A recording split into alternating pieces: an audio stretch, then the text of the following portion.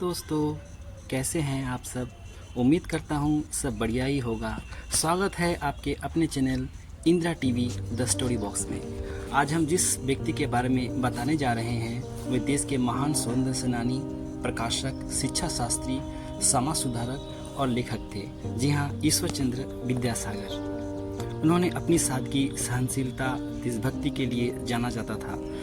उन्होंने पुरुष प्रधान समाज में उस दौरान महिलाओं के हक में अपनी आवाज़ उठाई थी, जब महिलाओं के साथ असमानता का व्यवहार किया जाता था और महिलाओं की पढ़ाई लिखाई पर कुछ ज़्यादा महत्व नहीं दिया जाता था।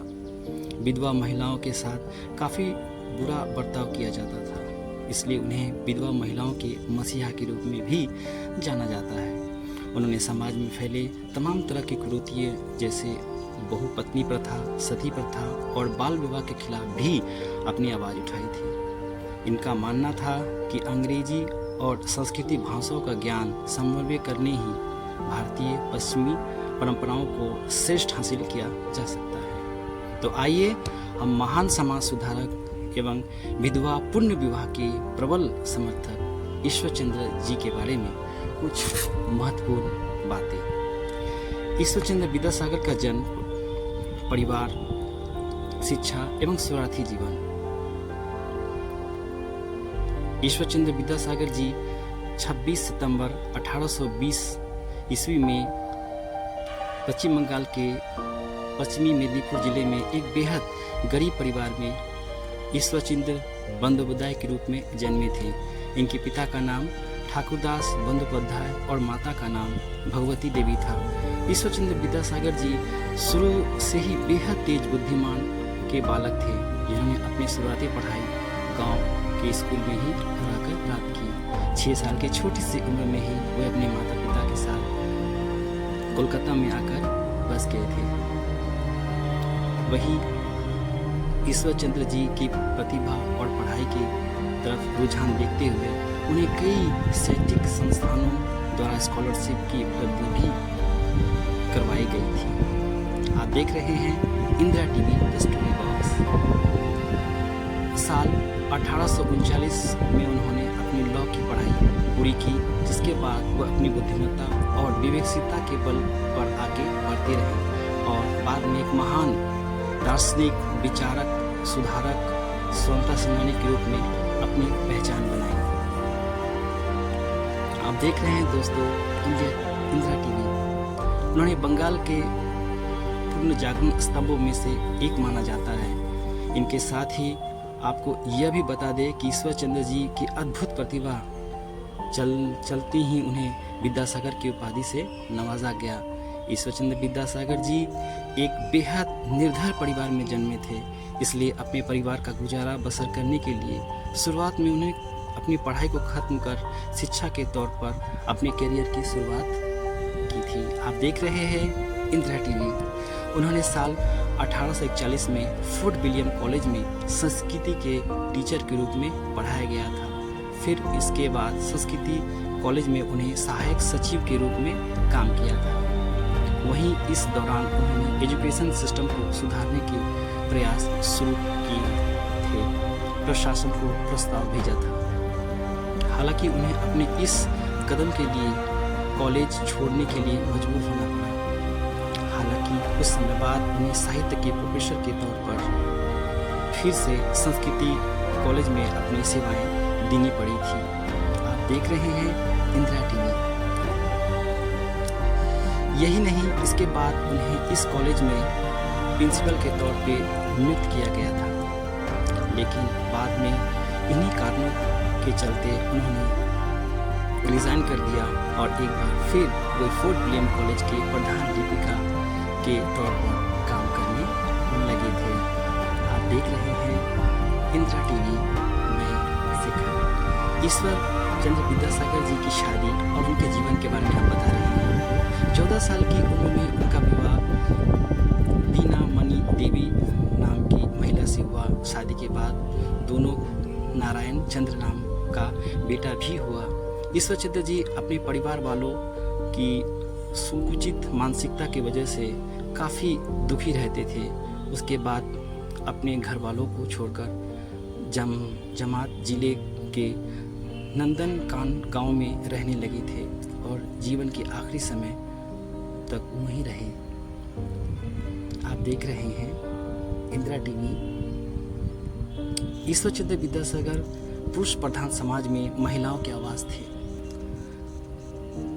ईश्वर चंद्र विद्यासागर एक महान समाज सुधारक थे, जिन्होंने पुरुष प्रधान देशों में महिलाओं के हक दिलवाने के लिए तमाम संघर्ष किए। उन्होंने महिलाओं को समाज में उचित स्थान दिलाने, पुरुषों के समान अधिकार दिलाने के लिए अपनी महत्वपूर्ण भूमिका निभाई थी। आप देख रहे हैं Indira TV the story box. उस दौरान जब समाज में विधवा महिलाओं के साथ रूढ़िवादी परंपराओं की तरह कठोर व्यवहार किया जाता था, तब ईश्वर चंद्र विद्यासागर जी विधवा पुण्य विवाह कानून पारित करवाया था। इसलिए उन्हें विधवाओं महिलाओं के मसीहा के रूप में भी जाना जाता है। आप देख रहे हैं इंदिरा टीवी, मैं शेखर। आपको बता दें कि उस दौरान ईश्वर चंद्र विद्या जी के लिए विधवा पुण्य विवाह कानून करना किसी भी बड़ी चुनौती से कम नहीं थी। इसके लिए उन्हें तमाम संघर्ष झेलने पड़े थे और तमाम पड़ाव बेलने पड़े थे, तथा तब जाकर समाज की महिलाओं की स्थिति में सुधार हो सका था। आज अगर वो नहीं होते तो शायद हमारा समाज आज भी पुराने रीति रिवाज में ही ढला रहता। तो आइए कहानी पर फिर वापस आते हैं। विधवा पुण्य विवाह कानून के लिए पहले ईश्वर चंद्र विद्यासागर ने लोकमत तैयार किया और फिर कई सालों की कोशिश करने के बाद साल 1856 में ये कानून पारित हो गया। यही नहीं, उन्होंने अपने इकलौते बेटे नारायण चंद्र की शादी भी एक विधवा महिलाओं के साथ कराकर समाज में मिसाल पेश की, जो सच में तारीफ के काबिल है। इसके अलावा उन्होंने बाल विवाह बहुपत्नी प्रथा के खिलाफ भी अपनी आवाज उठाई थी और महिलाओं की शिक्षा को बढ़ावा देने के लिए जमकर प्रचार और प्रसार किया था। आज हम उनको बहुत याद करते हैं। सच में हमारे ईश्वर चंद्र विद्यासागर एक महान सामाजिक सुधारक थे। तो आइए फिर कहानी कराते हैं। महिलाओं की शिक्षा प्रचार किया।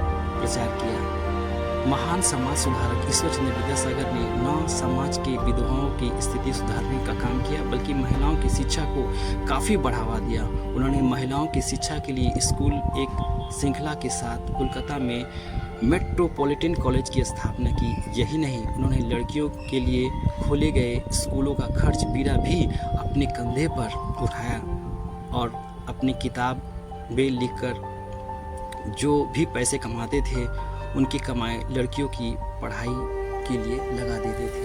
इतने महान थे हमारे ईश्वर चंद्र विद्यासागर। इसके अलावा उन्होंने बंगाली भाषा के विकास और महत्वपूर्ण योगदान दिया था, इसलिए उन्हें आधुनिक बंगाली भाषा का जनक भी कहा जाता है या माना जाता है। हम सच में बहुत गर्वित हो रहे हैं। सुधारक के रूप में राजा राममोहन राय उत्तराधिकारी माना जाता है। उन्हें विधवा पुण्य विवाह के लिए आंदोलन किए। सन 1856 में अयश के अधीन पारित करवाया। 1856 और 60 के मध्य में उन्होंने 25 विधवाओं को पुण्य विवाह करवाया, जो सच में उस समय समाज में काफ़ी यूँ कहे तो कंडीशंस बहुत ही खराब थी, लेकिन फिर भी उन्होंने अपनी साहस और दम पर हारा नहीं। सन 1856 से 60 के मध्य में उन्होंने 25 विधवाओं को पुण्य विवाह करवाया। उन्होंने नारी शिक्षा के लिए प्रयास किए। इसी क्रम में बैठक ने स्कूल की स्थापना की तथा कुल 35 स्कूल खुलवाए। ईश्वर चंद्र की मृत्यु के बारे में हम बताने जा रहे हैं आपको। अपना पूरा जीवन राष्ट्र की सेवा में समर्पित करने वाले ईश्वर चंद्र विद्यासागर जी स्वास्थ्य उनके जीवन के आखिरी दिनों में काफ़ी खराब होने लगी थी, जिनके चलते 29 जुलाई 1891 में कोलकाता में उन्होंने अपने जीवन की आखिरी सांस ली। उन्होंने समाज में महिलाओं के लिए किए गए काम एवं विधवा पुण्य विवाह कानून पारित करने के लिए हमेशा याद किया जाएगा। आपको ये कहानी कैसी लगी कमेंट में ज़रूर बताएं। अगर आपको आज का वीडियो पसंद आया तो लाइक और शेयर करें।